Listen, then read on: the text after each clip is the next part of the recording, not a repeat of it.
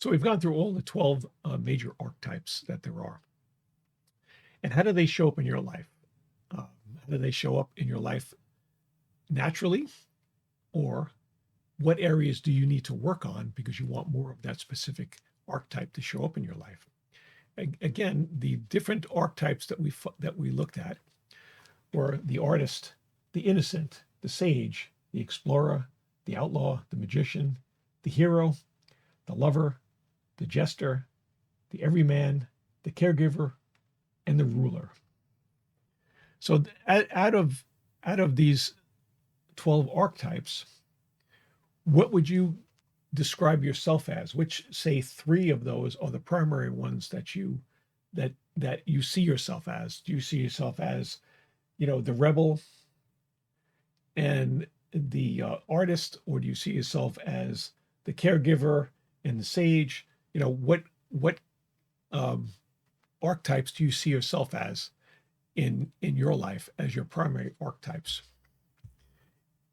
And when we look at this, we want to see, well, which ones do I see myself as, and which ones do I want to be? And maybe I need to start working on some of those attributes to be more like, if I want to be more of a sage, maybe I need to gain some more wisdom. If I want to be more an inventor, maybe I need to start working on, creativity and things like that. We can also look at corporations, and we can see this is just an example of some corporations, like IBM and Mercedes-Benz consider themselves a ruler. Apple and Lego consider themselves a creator. And we can go around the list, and we can see all the different companies. Virgin Atlantic and Diesel consider themselves the rebel. So if we look at a company like Apple, they would consider themselves a creator, and they would also consider themselves a rebel.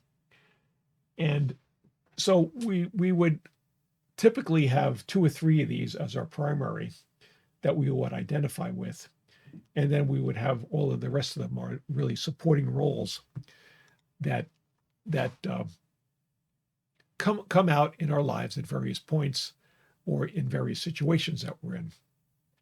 So really interested into continuing the discussion with you on finding out which ones do you identify with as your primary ones, which ones do you see yourself wanting to develop more, and how can we help you with this in learning how to use more of your mind to enhance your personal development. If you'd like to find out more about that, please go to my website and sign up for one of my classes, and we can explore that in much more detail than we do on these daily messages. If you're interested in archetypes, I would recommend that you pick up a book. It doesn't have to be a very in-depth book. You pick up a set of tarot cards, and in each one of the tarot cards there's usually a small book that explains what each of the cards means. And it's pretty fascinating to just read through that, even if you don't believe in doing the spreads and whatnot and how they're going to tell you your fortune and future. Go through and look at all the different descriptions of each one of the cards, and then start to see where does that show up in your life. And then it's pretty fascinating when you go through there's four major cards, four major suits in the tarot, and then there's what they call the major arcana cards, which are individual cards. And it's interesting to go through and see what all of those things describe, and how each one of the suits shows a specific path in someone's life, for example, as they go through.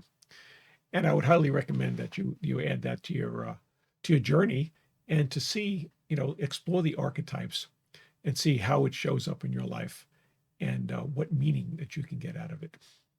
Again, if you have any questions or comments, please forward them over to me, and I look forward to seeing you in a class one day.